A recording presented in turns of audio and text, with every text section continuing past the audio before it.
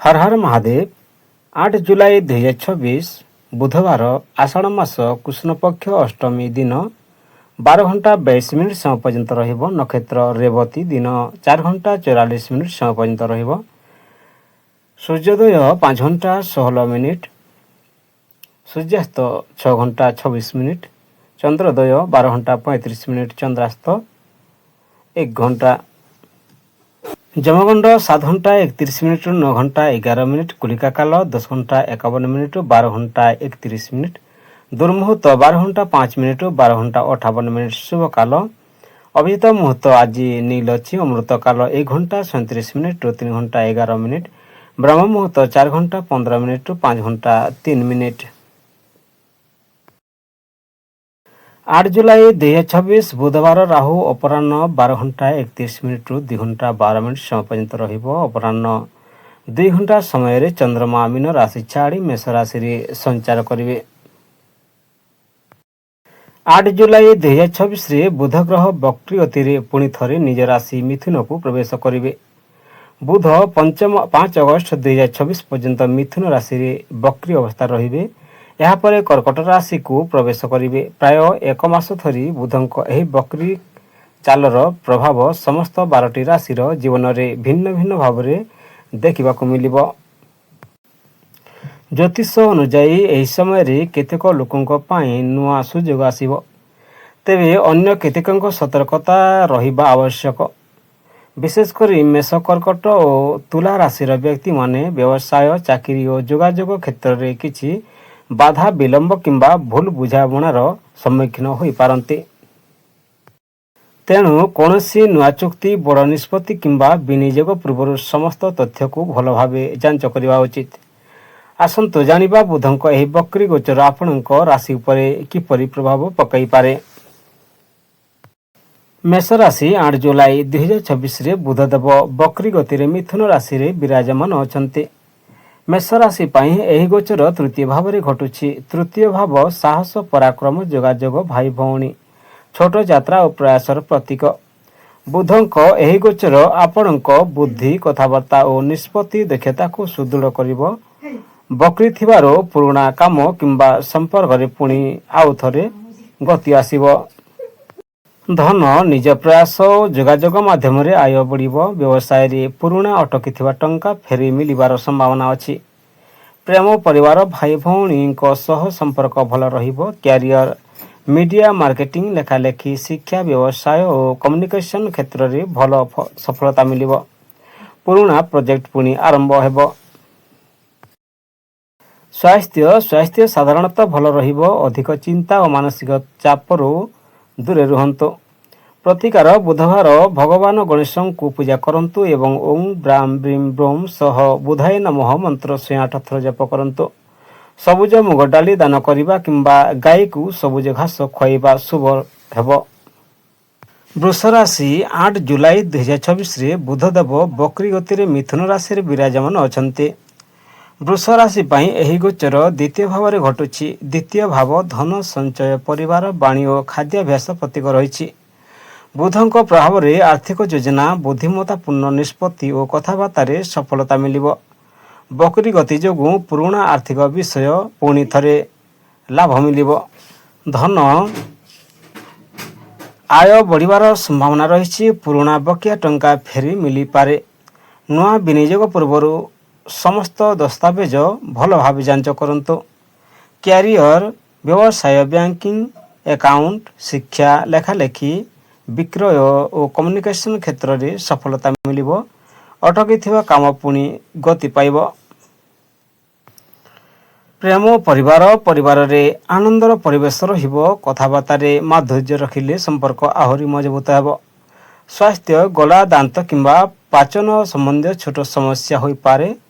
खाद्य पानीय रे सतर्क रहंतु। प्रतिकार बुधवार भगवान गणेश को पूजा करंतु एवं ओं ब्राम ब्रीम ब्रोम सह बुधाय नमः मंत्र 108 थर जप करंतु। मिथुन राशि 8 जुलाई 2026 बुधदेव वक्री गति मिथुन राशि विराजमान अछंती। मिथुन राशि पाई एही गोचर प्रथम भाव अर्थात लग्न भाव में घटुछि। ଏହା ଆପଣଙ୍କ ବ୍ୟକ୍ତିତ୍ୱ, ବୁଦ୍ଧିମତ୍ତା, ଆତ୍ମବିଶ୍ୱାସ, କଥାବାର୍ତ୍ତା ଓ ନିଷ୍ପତ୍ତି ଦକ୍ଷତାକୁ ପ୍ରଭାବିତ କରିବ। ବକ୍ରି ବୁଧ ଥିବାରୁ ପୁରୁଣା ଯୋଜନା, ଅଧୁରା କାମ କିମ୍ବା ପୁରୁଣା ସମ୍ପର୍କ ପୁଣି ଆଗକୁ ଆସିପାରେ। ଧନ, ନିଜ ବୁଦ୍ଧି ଓ ଯୋଗାଯୋଗ କୌଶଳ ଦ୍ୱାରା ଧନ ଲାଭର ସୁଯୋଗ ମିଳିବ। ପୁରୁଣା ବକେୟା ଟଙ୍କା ଫେରି ପାଇବାର ଯୋଗ ରହିଛି। ବିନିଯୋଗ କରିବା ପୂର୍ବରୁ ସବୁ ସତ୍ୟ ଯାଞ୍ଚ କରନ୍ତୁ। ପ୍ରେମ ଓ ପରିବାର କଥାବାର୍ତ୍ତାରେ ମାଧୁର୍ଯ୍ୟ ରଖିଲେ ସମ୍ପର୍କ ମଜବୁତ ହେବ। ପୁରୁଣା ବନ୍ଧୁ କିମ୍ବା ପ୍ରିୟ ବ୍ୟକ୍ତିଙ୍କ ସହ ପୁଣି ସମ୍ପର୍କ ସ୍ଥାପନ ହୋଇପାରେ। କ୍ୟାରିୟର, ଶିକ୍ଷା, ଲେଖାଲେଖି, ମିଡ଼ିଆ, ମାର୍କେଟିଂ, ବ୍ୟବସାୟ, ଆଇଟି ଓ କମ୍ୟୁନିକେସନ୍ କ୍ଷେତ୍ରରେ ଭଲ ସଫଳତା ମିଳିବ। ପୁରୁଣା ପ୍ରକଳ୍ପ ପୁଣି ଆରମ୍ଭ ହେବାର ସମ୍ଭାବନା ଅଛି। ସ୍ୱାସ୍ଥ୍ୟ, ମାନସିକ ଚାପ କମ୍ ରହିବ କିନ୍ତୁ ଆର୍ଥିକ ଚିନ୍ତା କରିବାରୁ ଦୂରେ ରୁହନ୍ତୁ। ପର୍ଯ୍ୟାପ୍ତ ବିଶ୍ରାମ ନିଅନ୍ତୁ। କର୍କଟ ରାଶି 8 ଜୁଲାଇ 2026ରେ ବୁଧଦେବ ବକ୍ରି ଗତିରେ ମିଥୁନ ରାଶିରେ ବିରାଜମାନ ଅଛନ୍ତି। କର୍କଟ ରାଶି ପାଇଁ ଏହି ଗୋଚର ଦ୍ୱାଦଶ ଭାବରେ ଘଟୁଛି। ଦ୍ୱାଦଶ ଭାବ ବିଦେଶ, ବ୍ୟୟ, ହସ୍ପିଟାଲ, ଆଧ୍ୟାତ୍ମିକତା, ନିଦ୍ରା ଓ ଗୁପ୍ତ ବିଷୟର ପ୍ରତୀକ ରହିଛି। ବକ୍ରି ବୁଧ ପୁରୁଣା ଅଧୁରା କାମ, ବିଦେଶୀ ସମ୍ପର୍କ କିମ୍ବା ଅଟକିଥିବା ଯୋଜନାକୁ ପୁଣି ସକ୍ରିୟ କରିପାରନ୍ତି। ଧନ, ଅନାବଶ୍ୟକ ଖର୍ଚ୍ଚ ବଢ଼ିପାରେ, ତେଣୁ ବଜେଟ୍ ଅନୁଯାୟୀ ଚାଲନ୍ତୁ। ବିଦେଶ କିମ୍ବା ଅନଲାଇନ୍ କାର୍ଯ୍ୟରୁ ଲାଭର ସମ୍ଭାବନା ରହିଛି। ପ୍ରେମ, ପରିବାର ସହ ଭୁଲ ବୁଝାବୁଝି ହୋଇପାରେ। ଧୈର୍ଯ୍ୟର ସହ କଥା ହୁଅନ୍ତୁ। ଦୂରରେ ଥିବା ପ୍ରିୟଜନଙ୍କ ସହ ପୁଣି ସମ୍ପର୍କ ସ୍ଥାପନ ହୋଇପାରେ। କ୍ୟାରିୟର, ବିଦେଶୀ କମ୍ପାନୀ, ଆଇଟି, ରିସର୍ଚ୍ଚ, ହସ୍ପିଟାଲ, ଆଧ୍ୟାତ୍ମିକ କିମ୍ବା ପରୋକ୍ଷ କାର୍ଯ୍ୟ ସହ ଜଡ଼ିତ ଲୋକଙ୍କ ପାଇଁ ସମୟ ଭଲ ରହିପାରେ। ପୁରୁଣା ପ୍ରୋଜେକ୍ଟ ପୁଣି ଆରମ୍ଭ ହୋଇପାରେ। ସ୍ୱାସ୍ଥ୍ୟ, ନିଦ୍ରାହୀନତା, ମାନସିକ ଚାପ କିମ୍ବା ପାଚନ ସମ୍ବନ୍ଧୀୟ ଅସୁବିଧା ହୋଇପାରେ।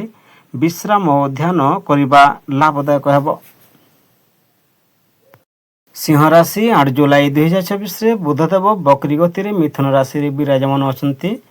ସିଂହ ରାଶି ପାଇଁ ଏହି ଗୋଚର ଏକାଦଶ ଭାବରେ ଘଟୁଛି। ଏକାଦଶ ଭାବ ଆୟ, ଲାଭ, ଇଚ୍ଛା ପୂରଣ, ବନ୍ଧୁ ଓ ସାମାଜିକ ସମ୍ପର୍କର ପ୍ରତୀକ ରହିଛି।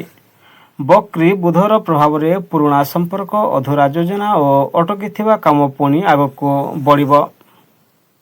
ଧନ, ଆୟ ବଢ଼ିବାର ସମ୍ଭାବନା ରହିଛି। ପୁରୁଣା ବକେୟା ଟଙ୍କା ଫେରି ମିଳିବ। ବନ୍ଧୁ କିମ୍ବା ନେଟୱାର୍କସ୍ ମାଧ୍ୟମରେ ନୂଆ ଆର୍ଥିକ ସୁଯୋଗ ମିଳିବ। ପ୍ରେମ, ପରିବାର, ବନ୍ଧୁମାନଙ୍କ ସହ ସମ୍ପର୍କ ମଜବୁତ ହେବ। ପ୍ରେମ ସମ୍ପର୍କରେ ପୁରୁଣା ଭୁଲ ବୁଝାବୁଝି ଦୂର ହେବାର ସମ୍ଭାବନା ଅଛି। କ୍ୟାରିୟର, ଚାକିରି ଓ ବ୍ୟବସାୟରେ ଲାଭର ସୁଯୋଗ ମିଳିବ। ମିଡ଼ିଆ, ମାର୍କେଟିଂ, ଶିକ୍ଷା, ଆଇଟି, ବ୍ୟବସାୟ ଓ କମ୍ୟୁନିକେସନ୍ କ୍ଷେତ୍ରରେ ଭଲ ପ୍ରଗତି ହୋଇପାରେ। ସ୍ୱାସ୍ଥ୍ୟ ସାଧାରଣତଃ ଭଲ ରହିବ। ଅଧିକ କାମ ଯୋଗୁଁ ମାନସିକ କ୍ଳାନ୍ତି ଆସିପାରେ, ତେଣୁ ବିଶ୍ରାମ ନିଅନ୍ତୁ। କନ୍ୟା ରାଶି 8 ଜୁଲାଇ 2026ରେ ବୁଧଦେବ ବକ୍ରି ଗତିରେ ମିଥୁନ ରାଶିରେ ବିରାଜମାନ ଅଛନ୍ତି। କନ୍ୟା ରାଶି ପାଇଁ ଏହି ଗୋଚର ଦଶମ ଭାବରେ ଘଟୁଛି।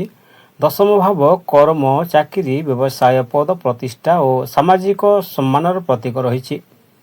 ବୁଧ ନିଜ ରାଶି ମିଥୁନରେ ଥିବାରୁ ବୁଦ୍ଧି, ବିଶ୍ଳେଷଣ କ୍ଷମତା ଓ ଯୋଗାଯୋଗ ଦକ୍ଷତା ବଢ଼ିବ। ଧନ, ଚାକିରି କିମ୍ବା ବ୍ୟବସାୟରୁ ଆୟ ବଢ଼ିବ। ପୁରୁଣା ଅଟକିଥିବା ଟଙ୍କା ମିଳିବାର ଯୋଗ ରହିଛି। ବଡ଼ ଆର୍ଥିକ ନିଷ୍ପତ୍ତି ନେବା ବେଳେ ସମସ୍ତ ତଥ୍ୟ ଭଲ ଭାବେ ଯାଞ୍ଚ କରନ୍ତୁ। ପ୍ରେମ, ପରିବାରରେ ସହଯୋଗ ମିଳିବ। କାମର ବ୍ୟସ୍ତତା ଯୋଗୁଁ ପରିବାରକୁ କମ୍ ସମୟ ଦେଇପାରନ୍ତି, ତେଣୁ ସନ୍ତୁଳନ ରଖନ୍ତୁ। କ୍ୟାରିୟର, ଚାକିରିରେ ପଦୋନ୍ନତି, ନୂଆ ଦାୟିତ୍ୱ କିମ୍ବା ସମ୍ମାନ ମିଳିବ। ଆଇଟି, ଶିକ୍ଷା, ଲେଖାଲେଖି, ଆକାଉଣ୍ଟ, ବ୍ୟାଙ୍କିଂ, ମିଡ଼ିଆ ଓ ବ୍ୟବସାୟ କ୍ଷେତ୍ରରେ ସଫଳତା ମିଳିବ। ସ୍ୱାସ୍ଥ୍ୟ, ମାନସିକ ଚାପ କମିବ। ଅଧିକ କାମ କରିବା ଯୋଗୁଁ କ୍ଳାନ୍ତି ଆସିପାରେ। ପର୍ଯ୍ୟାପ୍ତ ବିଶ୍ରାମ ନିଅନ୍ତୁ। ତୁଲା ରାଶି 8 ଜୁଲାଇ 2026ରେ ବୁଧଦେବ ବକ୍ରି ଗତିରେ ମିଥୁନ ରାଶିରେ ବିରାଜମାନ ଅଛନ୍ତି। ତୁଲା ରାଶି ପାଇଁ ଏହି ଗୋଚର ନବମ ଭାବରେ ଘଟୁଛି। ନବମ ଭାବ ଭାଗ୍ୟ, ଧର୍ମ, ଉଚ୍ଚ ଶିକ୍ଷା, ଗୁରୁ, ଦୀର୍ଘଯାତ୍ରା ଓ ପିତାଙ୍କ ସହ ସମ୍ପର୍କର ପ୍ରତୀକ ରହିଛି। ବୁଧଙ୍କ ଏହି ଗୋଚର ଜ୍ଞାନ, ଶିକ୍ଷା ଓ ଭାଗ୍ୟରେ ସକାରାତ୍ମକ ପ୍ରଭାବ ଆଣିବ। ବକ୍ରି ଗତି ଯୋଗୁଁ ପୁରୁଣା ଯୋଜନା, ଉଚ୍ଚ ଶିକ୍ଷା କିମ୍ବା ବିଦେଶ ଯାତ୍ରା ପ୍ରବଳ ରହିବ। ଧନ, ଭାଗ୍ୟର ସହଯୋଗରେ ଆର୍ଥିକ ଲାଭର ସୁଯୋଗ ମିଳିବ। ବିଦେଶ, ଶିକ୍ଷା କିମ୍ବା ପ୍ରକାଶନ ସମ୍ବନ୍ଧୀୟ କାର୍ଯ୍ୟରୁ ଲାଭ ହୋଇପାରେ। ବିନିଯୋଗ ପୂର୍ବରୁ ତଥ୍ୟ ଯାଞ୍ଚ କରନ୍ତୁ। ପ୍ରେମ ପରିବାର ପିତା ଓ ଗୁରୁଜନଙ୍କ ସହଯୋଗ ମିଳିବ। ପରିବାରରେ ଧାର୍ମିକ କିମ୍ବା ଶୁଭ କାର୍ଯ୍ୟର ଯୋଜନା ହୋଇପାରେ। କ୍ୟାରିୟର ଶିକ୍ଷା ଆଇନ ପ୍ରକାଶନ ମିଡ଼ିଆ ଲେଖାଲେଖି ବିଦେଶ ବ୍ୟବସାୟ ଓ ସରକାରୀ କ୍ଷେତ୍ରରେ ଭଲ ସୁଯୋଗ ମିଳିବ। ଅଟକିଥିବା କାମ ପୁଣି ଗତି ପାଇବ। ସ୍ୱାସ୍ଥ୍ୟ ସାଧାରଣତଃ ଭଲ ରହିବ। ଦୀର୍ଘ ଯାତ୍ରାରେ କ୍ଳାନ୍ତି ହୋଇପାରେ, ତେଣୁ ବିଶ୍ରାମ ନିଅନ୍ତୁ। ବିଛା ରାଶି 8 ଜୁଲାଇ 2026ରେ ବୁଧଦେବ ବକ୍ରି ଗତିରେ ମିଥୁନ ରାଶିରେ ବିରାଜମାନ ଅଛନ୍ତି। ବିଛା ରାଶି ପାଇଁ ଏହି ଗୋଚର ଅଷ୍ଟମ ଭାବରେ ଘଟୁଛି। ଅଷ୍ଟମ ଭାବ ହଠାତ୍ ପରିବର୍ତ୍ତନ, ଗୁପ୍ତ ବିଦ୍ୟା, ଗବେଷଣା, ବୀମା, ଉତ୍ତରାଧିକାର, ଦୀର୍ଘାୟୁର ପ୍ରତୀକ। ବକ୍ରି ବୁଧର ପ୍ରଭାବରେ ପୁରୁଣା ଆର୍ଥିକ, ଆଇନଗତ କିମ୍ବା ପାରିବାରିକ ବିଷୟ ପୁଣି ଆଲୋଚନାକୁ ଆସିପାରେ। ଧନ ହଠାତ୍ ଧନ ଲାଭ କିମ୍ବା ଅପ୍ରତ୍ୟାଶିତ ଖର୍ଚ୍ଚ ଉଭୟ ସମ୍ଭାବନା ରହିଛି। ବୀମା, କର, ଉତ୍ତରାଧିକାର କିମ୍ବା ଗବେଷଣା ସମ୍ବନ୍ଧୀୟ କାମର ଲାଭ ମିଳିବ। ବଡ଼ ବିନିଯୋଗ ପୂର୍ବରୁ ଭଲ ଭାବେ ଯାଞ୍ଚ କରନ୍ତୁ। ପ୍ରେମ ପରିବାର ଜୀବନସାଥୀଙ୍କ ସହ ଖୋଲା ମନରେ କଥା ହୁଅନ୍ତୁ। ପରିବାରରେ ପୁରୁଣା ମତଭେଦ ସମ୍ଭାବନା ହୋଇପାରେ। କ୍ୟାରିୟର ରିସର୍ଚ୍ଚ, ବ୍ୟାଙ୍କିଂ, ବୀମା, ଟ୍ୟାକ୍ସ, ଚିକିତ୍ସା, ଗୋପନୀୟ ସେବା ଓ ତଦନ୍ତ ସମ୍ବନ୍ଧୀୟ କ୍ଷେତ୍ରରେ ସଫଳତା ମିଳିବ। ପୁରୁଣା ପ୍ରୋଜେକ୍ଟ ପୁଣି ଗତି ପାଇବ। ସ୍ୱାସ୍ଥ୍ୟ, ପାଚନ, ସ୍ନାୟୁ ଚାପ କିମ୍ବା ଗୁପ୍ତ ରୋଗ ପ୍ରତି ସଚେତନ ରୁହନ୍ତୁ। ନିୟମିତ ବ୍ୟାୟାମ ଓ ଧ୍ୟାନ ଲାଭଦାୟକ ହେବ। ଧନୁରାଶି 8 ଜୁଲାଇ 2026ରେ ବୁଧଦେବ ବକ୍ରି ଗତିରେ ମିଥୁନ ରାଶିରେ ବିରାଜମାନ ଅଛନ୍ତି। ଧନୁରାଶି ପାଇଁ ଏହି ଗୋଚର ସପ୍ତମ ଭାବରେ ଘଟୁଛି। ସପ୍ତମ ଭାବ ବିବାହ, ଜୀବନସାଥୀ, ବ୍ୟବସାୟିକ ସହଭାଗିତା ଓ ସାର୍ବଜନୀନ ସମ୍ପର୍କର ପ୍ରତୀକ ରହିଛି। ବକ୍ରି ବୁଧର ପ୍ରଭାବରେ ପୁରୁଣା ସମ୍ପର୍କ, ଅଧୁରା ଚୁକ୍ତି କିମ୍ବା ବ୍ୟବସାୟିକ ଆଲୋଚନା ପୁଣି ଆରମ୍ଭ ହୋଇପାରେ। ଧନ ସହଭାଗିତାରେ କରାଯାଉଥିବା କାମରୁ ଲାଭ ମିଳିବ। ନୂଆ ଚୁକ୍ତି କରିବା ପୂର୍ବରୁ ସମସ୍ତ ଦସ୍ତାବେଜ ଭଲ ଭାବେ ପଢ଼ନ୍ତୁ। ପ୍ରେମ ପରିବାର ଜୀବନସାଥୀଙ୍କ ସହ ଖୋଲା ମନରେ କଥା ହୁଅନ୍ତୁ। ପୁରୁଣା ଭୁଲ ବୁଝାବୁଝି ଦୂର ହୋଇ ସମ୍ପର୍କ ମଜବୁତ ହୋଇପାରେ। ଅବିବାହିତଙ୍କ ପାଇଁ ପୁରୁଣା ପରିଚୟରୁ ଭଲ ପ୍ରସ୍ତାବ ଆସିପାରେ। କ୍ୟାରିୟର ବ୍ୟବସାୟ, ଆଇନ, ମାର୍କେଟିଂ, ମିଡ଼ିଆ, କନସଲ୍ଟିଂ ଓ କମ୍ୟୁନିକେସନ କ୍ଷେତ୍ରରେ ସଫଳତା ମିଳିବ। ପୁରୁଣା କ୍ଲାଏଣ୍ଟ କିମ୍ବା ପ୍ରୋଜେକ୍ଟରୁ ଲାଭ ହେବ। ସ୍ୱାସ୍ଥ୍ୟ ମାନସିକ ଚାପ କମ୍ ରଖନ୍ତୁ। ପାଚନ ଓ ସ୍ନାୟୁ ସମ୍ବନ୍ଧୀୟ ଛୋଟ ସମସ୍ୟା ହୋଇପାରେ। ନିୟମିତ ବିଶ୍ରାମ ଓ ସନ୍ତୁଳନ ଖାଦ୍ୟ ଗ୍ରହଣ କରନ୍ତୁ। ମକର ରାଶି 8 ଜୁଲାଇ 2026ରେ ବୁଧଦେବ ବକ୍ରି ଗତିରେ ମିଥୁନ ରାଶିରେ ବିରାଜମାନ ଅଛନ୍ତି। ମକର ରାଶି ପାଇଁ ଏହି ଗୋଚର ଷଷ୍ଠ ଭାବରେ ଘଟୁଛି। ଷଷ୍ଠ ଭାବ ଶତ୍ରୁ, ଋଣ, ରୋଗ, ପ୍ରତିଯୋଗିତା, ସେବା ଓ ଚାକିରିର ପ୍ରତୀକ। ବକ୍ରି ବୁଧର ପ୍ରଭାବରେ ପୁରୁଣା ଅଧୁରା କାମ, ଆଇନଗତ ବିଷୟ କିମ୍ବା ଚାକିରି ସମ୍ବନ୍ଧୀୟ ମାମଲାରେ ପୁଣି ସକ୍ରିୟ ହୋଇପାରେ। ଧନ ଋଣ ପରିଚାଳନାରେ ସଫଳତା ମିଳିବ। ଅଟକିଥିବା ଟଙ୍କା ଫେରି ଆସିବାର ସମ୍ଭାବନା ରହିଛି। ଖର୍ଚ୍ଚ ଉପରେ ନିୟନ୍ତ୍ରଣ ରଖନ୍ତୁ। ପ୍ରେମ ପରିବାର ଛୋଟ ଛୋଟ କଥାକୁ ନେଇ ମତଭେଦ ହୋଇପାରେ। ଧୈର୍ଯ୍ୟର ସହ କଥା ହେଲେ ସମ୍ପର୍କ ମଧୁର ରହିବ। କ୍ୟାରିୟର ଚାକିରି, ପ୍ରତିଯୋଗିତାମୂଳକ ପରୀକ୍ଷା, ବ୍ୟାଙ୍କିଂ, ଆକାଉଣ୍ଟ, ଆଇଟି, ମେଡିକାଲ ଓ ସେବା କ୍ଷେତ୍ରରେ ଭଲ ସଫଳତା ମିଳିବ। ପୁରୁଣା ପ୍ରୋଜେକ୍ଟ ସମ୍ପୂର୍ଣ୍ଣ ହେବାର ଯୋଗ ରହିଛି। ସ୍ୱାସ୍ଥ୍ୟ, ପାଚନ, ଚର୍ମ କିମ୍ବା ସ୍ନାୟୁ ସମ୍ବନ୍ଧୀୟ ଛୋଟ ସମସ୍ୟା ହୋଇପାରେ। ନିୟମିତ ବ୍ୟାୟାମ ଓ ସନ୍ତୁଳିତ ଖାଦ୍ୟ ଗ୍ରହଣ କରନ୍ତୁ। କୁମ୍ଭ ରାଶି 8 ଜୁଲାଇ 2026ରେ ବୁଧଦେବ ବକ୍ରି ଗତିରେ ମିଥୁନ ରାଶିରେ ବିରାଜମାନ ଅଛନ୍ତି। କୁମ୍ଭ ରାଶି ପାଇଁ ଏହି ଗୋଚର ପଞ୍ଚମ ଭାବରେ ଘଟୁଛି। ପଞ୍ଚମ ଭାବ ବୁଦ୍ଧି, ଶିକ୍ଷା, ସନ୍ତାନ, ପ୍ରେମ, ସୃଜନଶୀଳତା ଓ ଅନୁମାନମୂଳକ ଲାଭର ପ୍ରତୀକ ରହିଛି। ବୁଧ ନିଜ ରାଶି ମିଥୁନରେ ଥିବାରୁ ବୁଦ୍ଧିମତ୍ତା, ସୃଜନଶୀଳତା, ଚିନ୍ତା ଓ ଶିଖିବାର କ୍ଷମତା ବଢ଼ିବ। ବକ୍ରି ଗତି ଯୋଗୁଁ ପୁରୁଣା କାମ ସକ୍ରିୟ ରହିବ। ଧନ, ଜମି, ଘର କିମ୍ବା ଯାନ ସମ୍ବନ୍ଧୀୟ କାର୍ଯ୍ୟରେ ସୁଯୋଗ ମିଳିବ। ବଡ଼ ବିନିଯୋଗ ପୂର୍ବରୁ ସମସ୍ତ କାଗଜପତ୍ର ଭଲ ଭାବେ ଯାଞ୍ଚ କରନ୍ତୁ। ପ୍ରେମ ଓ ପରିବାରରେ ସୁଖ ଶାନ୍ତି ବଢ଼ିବ। ମାତାଙ୍କ ସହଯୋଗ ଓ ଆଶୀର୍ବାଦ ମିଳିବ। ପୁରୁଣା ପରିବାର ମତଭେଦ ଦୂର ହେବାର ସମ୍ଭାବନା ରହିଛି। କ୍ୟାରିୟର ଶିକ୍ଷା, ଲେଖାଲେଖି, ମିଡ଼ିଆ, ଆଇଟି, ମାର୍କେଟିଂ, କଲା ଓ ସୃଜନଶୀଳ କ୍ଷେତ୍ରରେ ଭଲ ସଫଳତା ମିଳିବ। ପୁରୁଣା ପ୍ରୋଜେକ୍ଟ ପୁଣି ଆଗକୁ ବଢ଼ିବ। ସ୍ୱାସ୍ଥ୍ୟ, ମାନସିକ ସ୍ୱାସ୍ଥ୍ୟ ଭଲ ରହିବ। ଅଧିକ ଚିନ୍ତା ଓ ରାତି ଅନିଦ୍ରାରୁ ଦୂରେ ରୁହନ୍ତୁ। ମୀନ ରାଶି 8 ଜୁଲାଇ 2024ରେ ବୁଧଦେବ ବକ୍ରି ଗତିରେ ମିଥୁନ ରାଶିରେ ବିରାଜମାନ ଅଛନ୍ତି। ମୀନ ରାଶି ପାଇଁ ଏହି ଗୋଚର ଚତୁର୍ଥ ଭାବରେ ଘଟୁଛି। ଚତୁର୍ଥ ଭାବ ଘର, ମାତା, ସୁଖ, ଯାନ, ସମ୍ପତ୍ତି ଓ ମାନସିକ ଶାନ୍ତିର ପ୍ରତୀକ। ବକ୍ରି ବୁଧର ପ୍ରଭାବରେ ଘରୋଇ କାମ, ସମ୍ପତ୍ତି ସମ୍ବନ୍ଧୀୟ ଯୋଜନା କିମ୍ବା ପାରିବାରିକ ବିଷୟରେ ପୁଣି ଆଲୋଚନାକୁ ଆସିବ। ଧନ, ଜମି, ଘର କିମ୍ବା ଯାନ ସମ୍ବନ୍ଧୀୟ କାର୍ଯ୍ୟରେ ସୁଯୋଗ ମିଳିବ। ବଡ଼ ବିନିଯୋଗ ପୂର୍ବରୁ ସମସ୍ତ କାଗଜପତ୍ର ଭଲ ଭାବେ ଯାଞ୍ଚ କରନ୍ତୁ। ପ୍ରେମ, ପରିବାରରେ ସୁଖ ଶାନ୍ତି ବଢ଼ିବ। ମାତାଙ୍କ ସହଯୋଗ ଓ ଆଶୀର୍ବାଦ ମିଳିବ। ପୁରୁଣା ପାରିବାରିକ ମତଭେଦ ଦୂର ହେବାର ସମ୍ଭାବନା ଅଛି। କ୍ୟାରିୟର, ରିଅଲ ଏଷ୍ଟେଟ୍, ଶିକ୍ଷା, ଆଇଟି, ଲେଖାଲେଖି, ବ୍ୟବସାୟ, ଘରୁ କାମ କରୁଥିବା ଲୋକଙ୍କ ପାଇଁ ସମୟ ଅନୁକୂଳ ରହିବ।